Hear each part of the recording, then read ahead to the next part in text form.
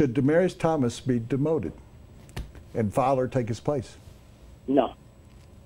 I mean, he had the 2 drops that are going to make you tear your hair out, but he also had some big receptions. The other thing to remember, he's playing with that neck issue that he's had the last couple of weeks, and I think some of it is that when you have the neck issue and you're thinking about it, you're thinking about contact coming in. You're not simply thinking about catching the football.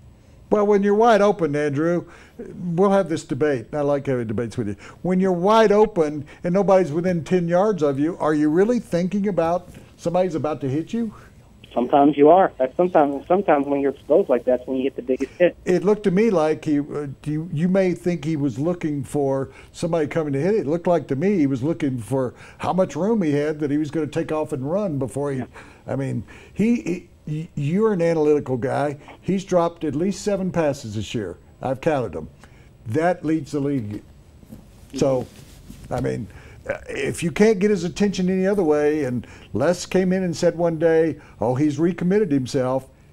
Yeah, he's catching 11 passes, but Benny Fowler could catch those 11 passes. I haven't seen Benny Fowler drop a ball. I haven't seen Emmanuel Sanders drop a ball. He's dropping touchdown passes. He's dropping wide open plays on 3rd down. You know, everybody wants to talk about Peyton Manning, but Demaryius Thomas, Owen Daniels, Norwood, they got no slot receiver. They got no tight ends. What do you do about that during the bye week? What's interesting is the slot receiver, because if you go back to the early part of the offseason, their initial plan was when they went 3 wide and had a slot receiver, that Emmanuel Sanders was going to go inside the slot and that Cody Latimer was going to go outside. Maybe you have to revisit that plan. With Cody Latimer? Cody Latimer? No, not with Cody Latimer. Revisit it with Benny Fowler, because certainly Fowler's earned the reps. Yeah.